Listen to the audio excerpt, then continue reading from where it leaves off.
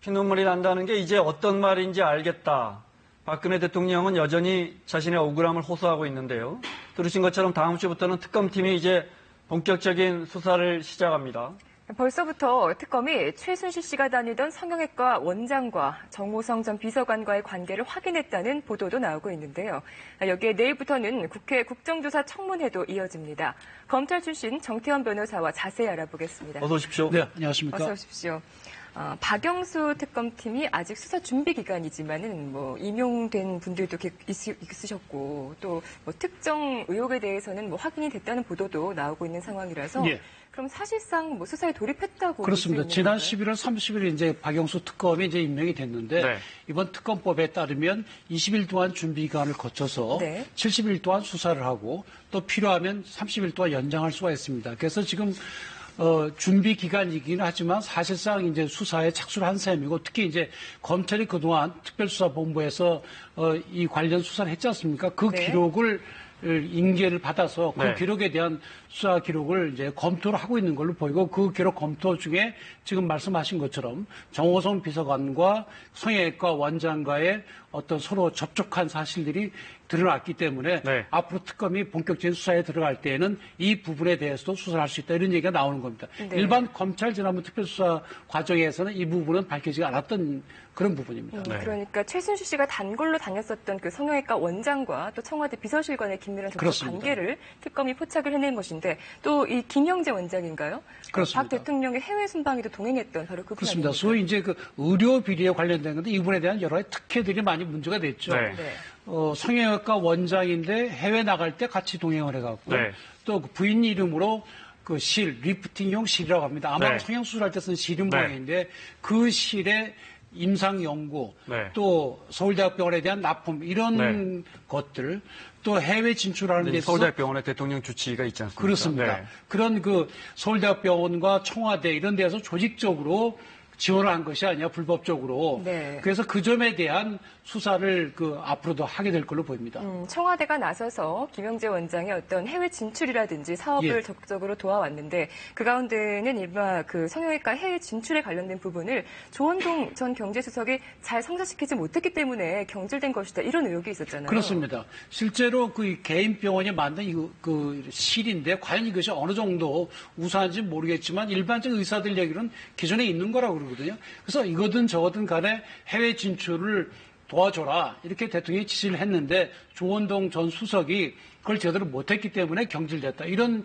의혹들이 나오고 있습니다. 그리고 네. 실제로 이제 해외 진출을 도와줬던 컨설팅 회사나 이런 회사들이 있기 때문에 그런 사람들의 진술을 들어보면 과연 진짜로 이 성형외과 원장의 실수출을 돕지 못해서 경질수를 자를만 했는지에 관한 그런 이제 배경들이 자세히 밝혀질 것으로 보입니다.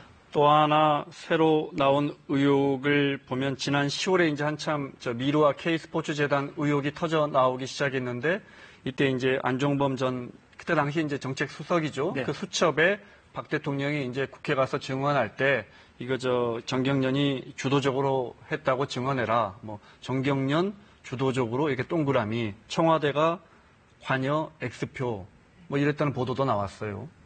그것이 이제 그렇게 이제 말하자면 이렇게 지시를 했다 이런 이야기인데 네. 이제 그것이 사실에 관한 것이라고 본다면 네. 법정이나 또는 국회에서의 증언을 했을 때 위증에 해당이 될 수가 있고요. 그것이 아니고 단순 의견 개진, 네. 소위 영어로 치면 오피니언이다 그러면 이제 네. 위증죄의 대상은 아닌 겁니다. 예를 들어 사실 우리가 얼마나 그렇게 강요했습니까? 안종범 수석에게. 네, 사실 우리가 이게 추천한 거 아닙니까? 이렇게 말한 걸 그렇게 적을 수 있었다 이 말씀이십니까? 그러니까 사실관계에 관해서 네. 어떤 거짓말을 하라고 지시를 했으면 그건 이제 위증교사가 네. 될 수가 있죠. 근데 네. 그것이 아니고 그냥 평가에 관한 것 같으면 그거는 이제 위증은 안 되는 겁니다. 그리고 이제 네. 영미법의 경우에는 허위 진술에 대해서 처벌 규정이 있습니다. 미국의 연방 형법이랑 소송법에 그런 규정이 있는데 우리는 허위 진술에 대한 처벌 규정이 없거든요. 네. 그러니까 법정이나 국회에서의 국정조사에 거짓말하면 그거는 위증으로 처벌받지만 수사기관에서 조사받을 때는 거짓말도 처벌을 안 받습니다. 그래서 그런 점에서 만약에 수사기관에서 그렇게 얘기하도록 했다고 한다면 네. 그건 우리 법상은 처벌이 좀 어렵습니다. 네. 그렇군요. 이런 것들이 이제 특검이 조사해야 할 과제인 거죠. 물론이죠. 네. 이게 일종의 자기 어떤 그 범죄를 은폐하는 걸로 볼 수도 있는 거 아니겠습니까? 네. 그런 점에 특검이 철저히 조사를 해야 될 걸로 보입니다. 그런 가운데 또 200여 개가 넘는다는 정호성 전 비서관의 휴대전화 녹취록, 특히나 이제 박 대통령과 최순실 씨, 정 전 비서관의 3자 대화가 또 녹음이 되어 있고, 또 취임 후에도 뭐 양자 대화가 12개 정도 녹음이 되어 있다고 해서 더 큰 주목을 받고 있는데요. 어떤 내용이 들어있는지는 아직 정확하게는 모르겠습니다만. 아마 아직 그 재판 시작 안 됐기 때문에 검찰이 네. 이제 공개를 안 하는 모양인데 그건 굉장히 중요한 증거입니다. 네. 왜 그런가 하면 알려지기로는 세 사람이 3자 간에 얘기하는 것도 녹음이 돼 있고 최순실과 정호성 또 박 대통령과 정호성 간의 대화가 녹음이 돼 있다고 하니 네. 그 내용을 다 들어보면 최순실과 박근혜 대통령의 관계가 어떤 것인지 우리가 알 수가 있는 거죠. 왜 그런가 하면 우리 국민들이 분노하는 것은 우리가 대통령을 박근혜 대통령을 뽑아놨는데 알고 보니까 최순실이 대통령의 권한을 다 행사한 것이 아니냐. 국무회의도 이래라 저래라 수석비서관회의도 이래라 저래라 그렇다고 한다면 이건 헌법 위반이 명백하거든요. 네. 과연 그런 것인지 아니면 지금 박 대통령의 변호인 측에서 얘기하듯이 그냥 여론을 듣는 거다. 네. 외부 사람의 의견을 듣는 것에 불과하다. 과연 그런 것인지가 이 녹취록을 보면은 정확하게 밝혀질 수가 있을 겁니다. 네. 그래서 아마 검찰이 아직 공개 안 하는 걸로 보이는데 네. 이제 재판 과정에서 공개되면 우리 국민들이 좀 더 정확한 진실을 알 수 있을 걸로 보입니다. 자, 이제 그야말로 특검이 본격적인 수사를 시작합니다. 우병우 전 수석이 갑자기 국정조사가 이제 청문회가 3차례 남았는데 다음 주 19일에 열리는 청문회 출석하겠다 이렇게 방금 전에 밝혔는데 지금 검찰 특별수사본부는 우병우 전 수석이나 김기춘 전 실장 피의자로 입건했다 그랬거든요. 그러면 특검은 이제 뭐 강제 소환도 가능한 겁니까? 일단 지금까지, 그러니까 지금 말씀대로 피의자가 되면, 네. 법적으로 피의자가 되면 소환을 해서 안 오면 네. 법원으로부터 체포영장을 발부받아서 데리고 와서 조사를 할 수가 있게 됩니다. 네. 근데 입건이 안 돼 있으면 아직 그게 안 되죠. 근데 지금까지는 이제 국회에서 부른 거거든요. 네. 국회에서 출석 요구에 응하지 않으면 정당하게 응하지 않으면 3년 이하의 징역 또는 1,000만 원의 벌금에 처하게 되는데 이제 국정조사죠. 네. 네, 그렇죠. 고발이 돼야 되는 거거든요. 네. 아직 고발도 안 돼 있고 하니까 지금은 강제로 끌어올 수가 없고 동행민영장도 강제 끌고 가는 효력은 없습니다. 그래서 국회에서는 아직 그렇게 못했지만 이제 특검에서 정식 수사를 해서 불러서도 안 오면 체포영장을 발부받아서 데려와서 조사할 수가 있는 거죠. 그래서 네. 본인도 계속 이것이 청문회가 피해갈 수 있는 것이 아니라는 걸 알았기 때문에 네. 아마도 출석을 하기로 마음을 바꾼 것이 아닌가 싶습니다. 19일 날 청문회 이제 지켜보겠습니다. 박 대통령 수사는 어떤 형식으로 이루어질까요? 특검에 의해서. 당연히 대면 조사를 해야죠. 네. 처음에 우리 검찰 조사 때 처음 나왔던 서면 조사는 그 효율성이라 진실성에 있어서 거의 우리가 믿을 수가 없는 거거든요. 네. 왜 그런가 하면 100개, 1000개 질문사항을 만들어 대답 안 해도 그만인 것이고 네. 뭐라고 대답할지 국리를 해석할 수가 있고 네. 허위 진술하는 경우에 추궁할 수도 없지 않습니까? 그래서 서면 조사는 있을 수가 없는 것이고 대면 조사를 해야 되는 것으로 보이고요. 그것도 무조건 박 대통령의 자기 일정에 따라 해서는 안 되고 특검의 수사 일정과 박 대통령의 개인적 스케줄을 맞춰서 조율을 하겠죠. 그래서 맞춰서 이제 네. 해야 되는 것이 맞습니다. 다만 그러면 지난번 검찰 수사처럼 안 나오겠다, 조사 안 받겠다 할 경우에 강제 네. 수사 가능한 것이냐? 지금 말씀드린 것처럼 피의자로 이거에 돼 있다 하더라도 구인영장 이런 걸 체포영장을 발부할 수 있냐에 관해서는 네. 헌법학자들 사이에 이제 견해가 좀 갈라집니다. 네. 그래서 재직하고 있는 동안에 재판을 못하니까 네. 체포영장 그런 것도 안 된다. 그런 네. 주장도 있고 또 한쪽은 재판해보면 못할 뿐이죠. 구속이나 이런 것도 가능하다는 주장도 있는데 네, 네. 그걸 떠나서 지금 박 대통령이 그것까지도 거부를 한다 그러면 국민의 지탄을 받을 수밖에 없기 때문에 특검의 대면 조사는 당연히 응할 것으로 이제 네. 생각을 합니다. 자, 내일 최순실 게이트 국정조사 청문회 3차 청문회가 예정이 되어 있습니다. 내일 증언을 할 증인들의 면면을 좀 봤더니 네. 차병원 원장도 보이고요. 저희가 또 그래픽으로 사진으로 네네. 준비했는데요. 네, 화면 보면서 직접 설명 특히나 들을까요? 이제 의료 관련해서 의혹 당사자들이 줄줄이 나와서 답변을 하게 되겠군요.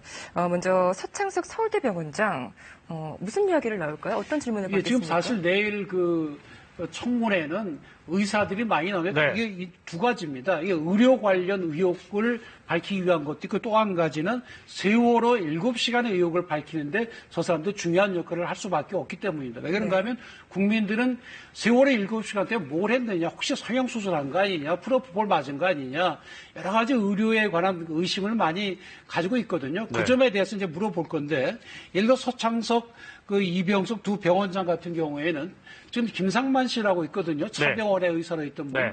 이 양반이 주치의가 아니고 자문인데, 자문이 원래 주치의와 같이 그 대통령을 봐야 되는데, 단독대에서 진료를 하는 의심이 있고, 네.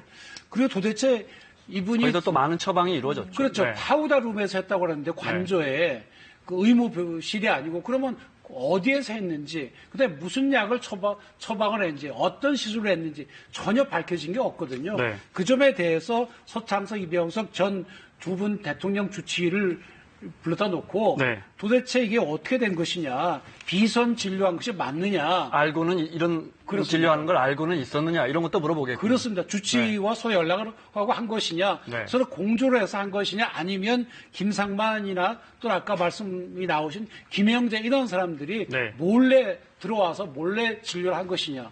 그렇다고 하면 두 가지 문제가 생기죠. 하나는 국가의 공식적인 의료 시스템이 작동이 안 된 거죠. 국가 원수에 대해서는 어떤 문제에서도 안 되는데 그런 네. 시스템이 네. 전혀 작동 안 된 것이고, 또 한 가지는 세월호 7시간 동안에 이 사람들이 들어와서 문짓을 한 거 아니냐. 그런 의혹이 있게 될 네. 수밖에 없죠. 그래서 내일 아마 서창석, 이병석 두 병원장을 이제 청문회 증인으로 세우고, 김원호 전 청와대 의무실장도 마찬가지죠. 네. 김상만이나 김영재 이런 사람들이 와서 진료할 때 당신이 알고 있었느냐, 왜 몰랐느냐, 그 점을 이제 물어볼 겁니다. 네. 네. 자, 그게 내일이고 이제 모레 15일은 4차 청문회가 그렇습니다. 열리는데 또 주요 출석인들, 주요 증인들, 참고인들 보겠습니다. 역시 정윤회 씨, 최순실 씨 전 남편이죠. 네. 또 오랫동안 박 대통령을 보좌해 왔고요. 네, 관심입니다. 그죠? 그렇습니다. 정윤회 씨 같은 경우는 아마 지난번 정윤회 그 문건 유출과 관련해가지고 네. 도대체 당시에 모든 것이 밝혀졌다면 오늘날 이런 사태가 안 생겼거든요. 네. 그렇다고 한다면 당시에 그러한 진실을 조직적으로 은폐하려는 시도가 있었는지, 만약에 있었다고 한다면 그것을 지시한 사람이 우병우 수석이나 김기춘 비서실장인지, 네. 아니면 혹시 박근혜 대통령이었는지, 네. 그 점에 대해서 충원을 할 것이고, 또한 최순실이 이와 같이 대통령의 국정농단에 개입을 한 것이 언제부터인 것인지, 네. 그 정도는 어느 정도인지, 네. 부부간이니까 알 거 아닙니까? 그 점에 대해서 집중적으로 물어볼 걸로 보입니다. 방금 출연자는 증인이나 참고인 그래픽을 한번 다시 볼까요? 박관천 경정 당시 청와대 행정관이죠. 그렇습니다. 역시 그 문건 유출 사건 때 최경희 자살 배경이라든지, 특히 그때 박관천 지금 오른쪽에서 네 번째 사람, 제일 끝에 사람입니다. 당시에 이제 최순실 씨를 권력 서열 1위라고 그랬죠. 했다는 거 아닙니까? 이런 네. 부분에 대해서 집중적으로 물어보겠군요. 그렇습니다. 그 당시에 박관천 경장이 권력서를 1위는 최순실, 2위는 정윤회, 3위는 박 대통령 했을 때 대통령이라고 그랬죠. 사람들이 우스갯소리로 들었죠. 네, 네. 근데 이것이 이제 드러났으니까 아마 박관천 전 행정관을 상대로는 그렇게 얘기를 한 근거가 무엇인지, 배경은 무엇인지 거기에 대해서 집중적으로 물어볼 것으로 보이고, 네. 또 특검도 이 청문회를 계속해서 모니터링을 하고 있기 때문에 거기서 나온 진술들이 특검 수사에 또 단서가 될 걸로 보입니다. 네. 네. 그리고 이제 19일 청문회, 다음 주 월요일입니다. 이제 말씀드린 것처럼 우병우 전 수석이 출석합니다. 사람들이 시민들이 현상금을 걸었습니다. 화면에 보시는 것처럼 정치권에서. 현상금을 네. 걸었던데 이게 효과를 본 건지, 우병우 전 수석과는 어떤 의혹들을 주로 집중적으로 물어볼까요?